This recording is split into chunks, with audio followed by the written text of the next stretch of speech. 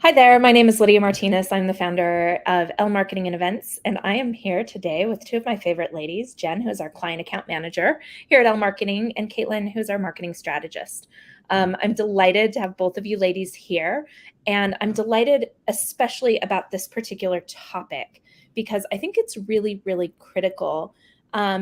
As you grow as a business owner, as you grow your team, as your business changes over time, one of the things that's really important is, that the dynamic changes as well with who is the face of your brand. Should it be you? Is it a personal brand? Are you building your business on your chops, or should it be your team as well? And this is something that I struggled with, personally. And one of my very favorite business advisors that I hired to consult on my business asked me this question, and it was super helpful. Are you a hero led business, or are you a team led business? And let me explain the difference of that really quickly, and then we'll get into the meat of this live stream. So, a hero-led business, it is based on the personality of an individual. It's based on that hero's journey as a business owner. If you're talking about it in storytelling terms, it is based on that kind of that cult of personality. The business rests on your shoulders. And when you first build a business, that's probably what's happening. Like, it all depends on you as a solopreneur. But then as you grow, do you maintain that hero led business, or do you expand that to include your team as the face of the brand? And we've been talking about this for a while. And so I think having our team actually here to talk about that, I'm really, really excited about. So, Jen, what are some reasons why you might want to do that little shift, as far as being the face of the brand?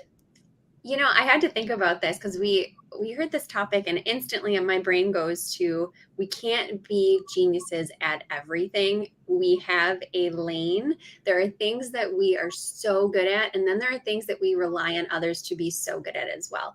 And I think with that team aspect and diversity that we have within L Marketing, we just have every different lane filled, and that's what we were growing and wanting to do. So I really think when we look at it from the perspective of should you be the face of your brand? Absolutely. But there should also be that key but in there because your team is also the face of that brand too. So we have definitely shifted that here at L Marketing, where Lydia absolutely started the business, amazing founder, but now we're growing into the lanes of I can assist with helping with your needs from a client account management perspective.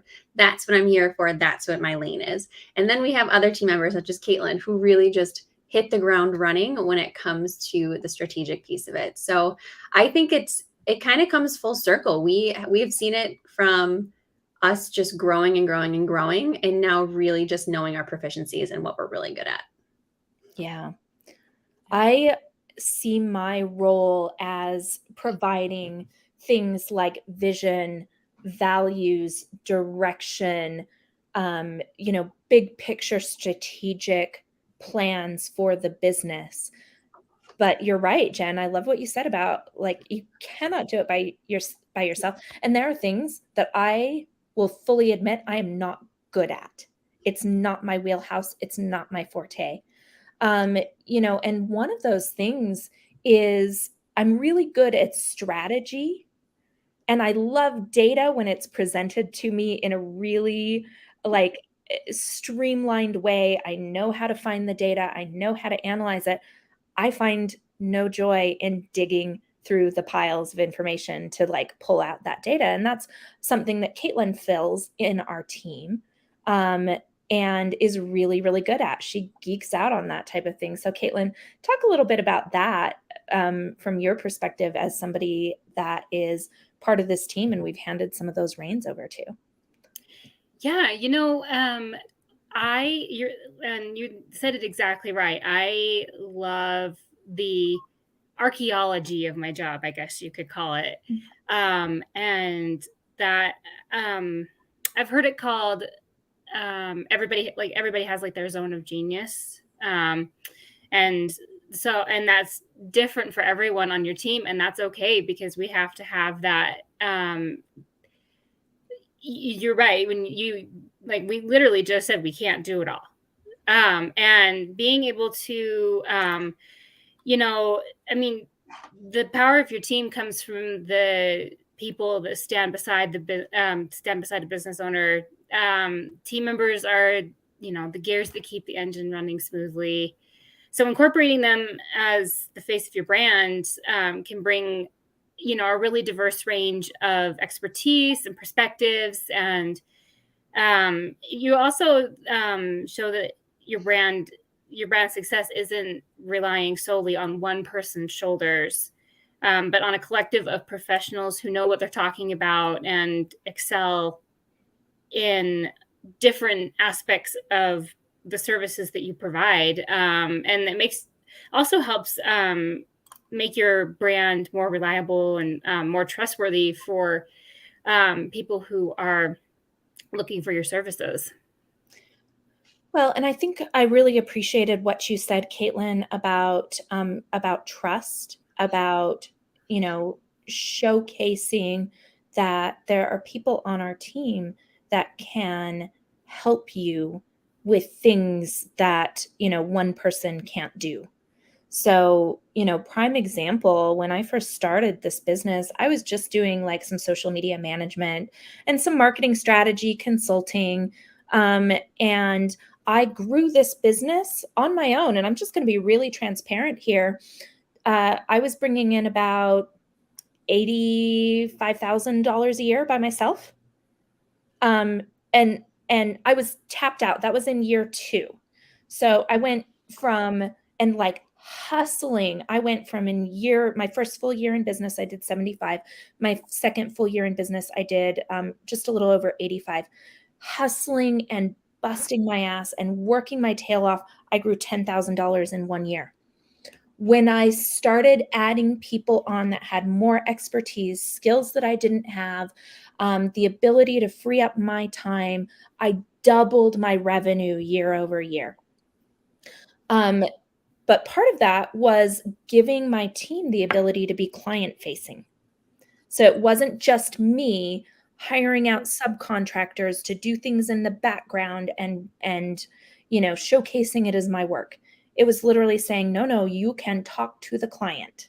You can engage with them. And so now we're just taking that one step further from my perspective and showcasing the skill set, celebrating our team members, putting them out there in a way that builds trust to build the business that much more. And it shows in the numbers, and it shows in our like stress levels, which go down when we own our lanes. And it shows in our ability to have great interactions, not just with our existing clients, but with future clients and with people that need our help and with people that just need some advice. And so that's huge. And I think, a big piece, we had our team meeting. We have a team meeting every single week. And I think that is also a huge piece of it, is when we come to these team meetings, we really talk about, and we're vulnerable, and we're transparent about what is on your plate that you're noticing over and over and over again that you're just pushing to the end of what you don't want to do. Is there somebody on your team that should be in their lane? We need to delegate it out, and that's where the assistance happens. And that's where that team growth really comes together. And we've seen that, and we've seen that within our clients as well. Where can we really come into your business and help take some of those pieces off of your plate that you're just pushing to the back burner, but have to get done? That is something within the marketing realm that we are just so, so good at. And I love that we can all come together for our team meetings and discuss all of that together. Yeah. I love that. And, like one of the things, I think that, having that, when a founder has, a really compelling story and a crystal clear vision, that resonates with your audience, you become your brand essentially. But I think that relying on the others that you hire, and you hire them because they also have these skills and they align with your vision, then And values, by the yeah, way. exactly. So, you know, they can become your brand ambassadors, so to speak, because they share those values. That's why they work with you. That's why they do the job that they do. And they can, you know, really be advocates that way. Yeah, I love that. Right before we hopped on this live stream, Caitlin, you were talking a little bit about how initially when I started pushing everybody else to be more of the face of the brand, like show up on our social media, do the live streams, it was outside of your comfort zone. Talk about that a little bit. Yes, I was not the public facing type. I'm very much I don't want to say shy because that's not exactly the right word, but like reserved, maybe. I don't know. But so being in front of the camera and being that brand ambassador that I was talking about, that was hard for me. I was more than happy to chat people up one-on-one at like networking events and talk about, you know, all the great services that we offered. But you get me in front of a camera and it was like, wait, you mean I have to talk? But you know, it's been interesting now.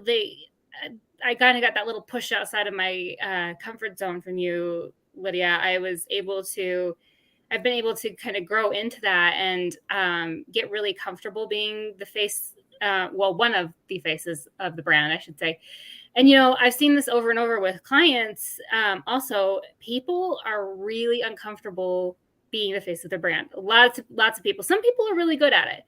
Especially women, by the way. For some reason, it seems to be something that we hear from our female business owners. Yes. Especially. Yes.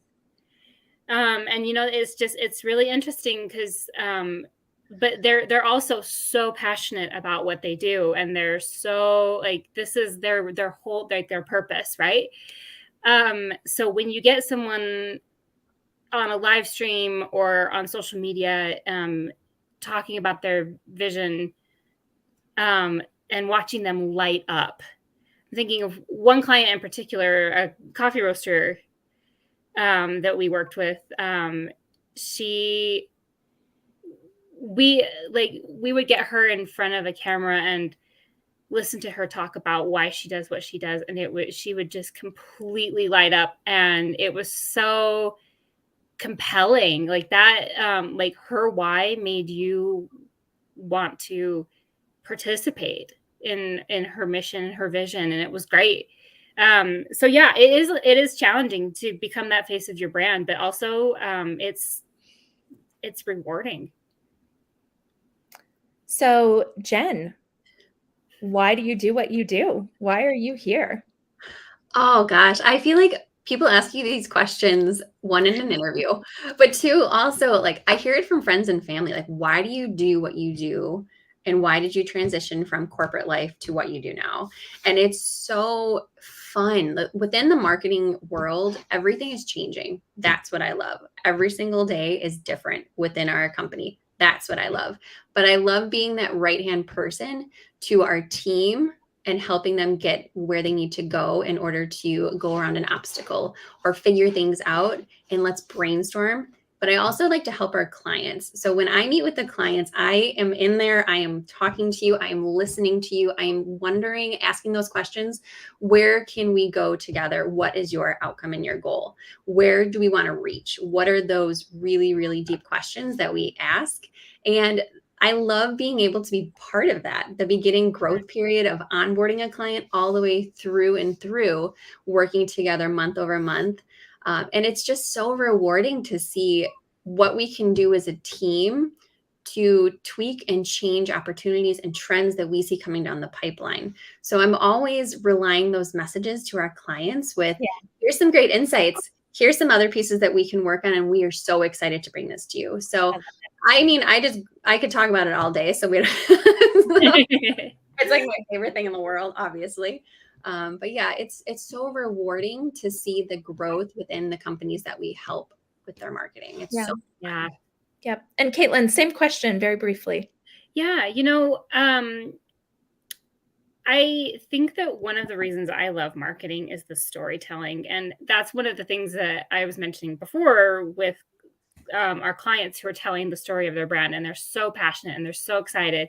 And we work with, I think we lost Lydia. good. We work with a lot of really great clients who have some really amazing visions. And I think that that is one of the things that I love, is to being able to help them tell that story. And Jen, I totally agree with you. Helping them grow and be able to share that vision with more people. It's a really, really rewarding experience. And I think that aside from being a huge data nerd, because data also tells a story, but it's that kind of behind the scenes story but the public facing stuff where you get to be out there and say, I'm working with this amazing company. We do XYZ, and it's just fun, and it's different every day. Yes, it's so fun. And I like knowing that when we work with our clients, we're looking at, like, you look at it from 30,000 foot view. You say that over and over, but you truly mean it. And I think that's what some of our clients need in order to see another avenue that we can help them start creating and get those juices flowing. And then marketing comes to fruition. And then what do you know, another area of their business opens up. So it's so much fun. So yeah, I know that Lydia popped off. She had to pop off really quick, but this has been so much fun. It's such a joy to take time out of our day to pop into these live streams. As much as it's fun being comfortable and being uncomfortable all at the same time with people team who understand and want to grow together. So we want to say thank you to everybody who has tuned in. Let us know if there's any questions, if there's anything that we can help you guys out with. We love hearing from everybody. And again, if there's anything that you guys need within the marketing realm, we are here. We are your go-to team for that. And we look forward to talking to you soon.